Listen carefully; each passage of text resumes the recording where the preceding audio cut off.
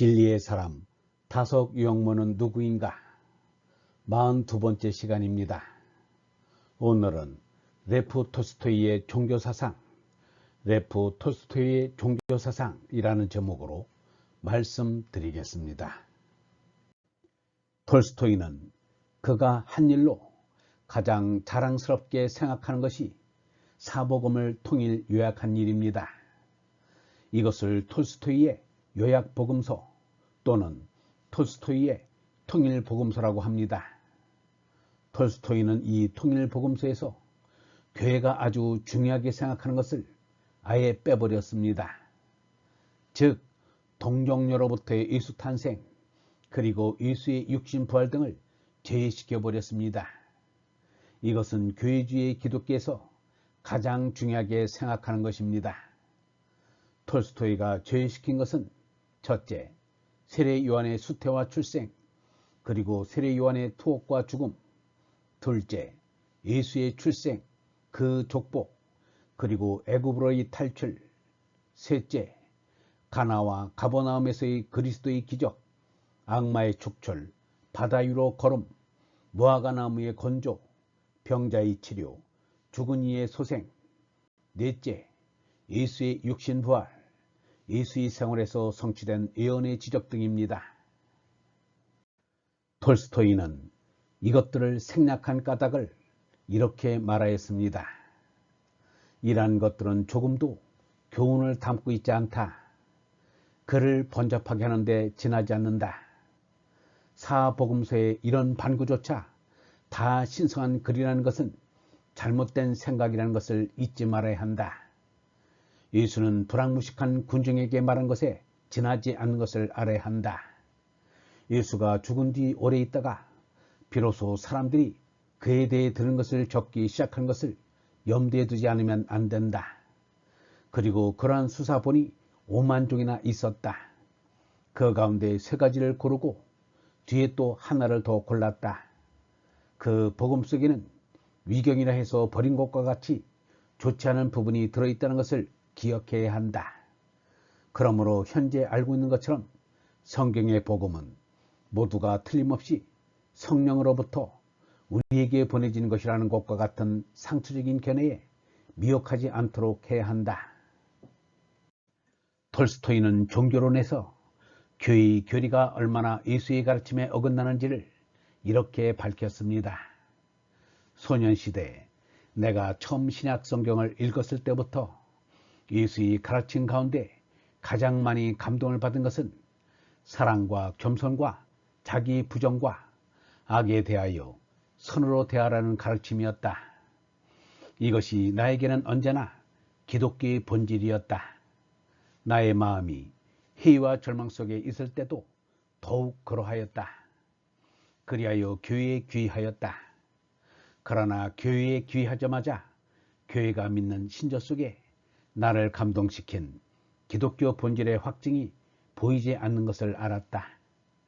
예수의 가르침 속에서 가장 중요한 것으로 내게 보였던 것은 교회에서는 털끝만큼도 돌봐지지 않았다. 교회는 사랑이나 겸손이나 자기 부정에 내적인 진리로부터 떨어져 나가 일종의 이적인 독단의 신조를 인정하고 있었다. 톨스토이는 교회 신학을 심층 연구하고 비판하였는데 그것이 교회 신학 해부 비판입니다. 사람들 자신의 영혼에 대한 심각한 문제에 대해서 교회는 황당무계한 것을 가지고 대답한다. 그런데도 이 문제에 대하여 다른 대답을 그 누구도 감히 하여서는 안 된다. 나의 생활에 있어서 가장 값진 것을 이루고 있는 모든 것에 대하여 우리들은 교회의 지시 밖에 무엇에 의해서도 지도되어서는 안 된다는 것을 확인하였을 때 어떻게 내가 이러한 교회를 믿을 수 있겠는가? 톨스토이는 산상수훈을 연구한 나의 신앙의 요체에서 교회는 죽었다고 말하였습니다.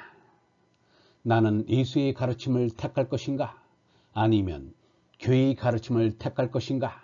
이 둘 가운데 어느 하나였다. 그 결과 나는 교회의 귀를 하나씩 버리지 않을 수 없었다.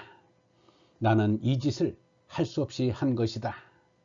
될수록 교회에서 이탈하지 않으려 하였다.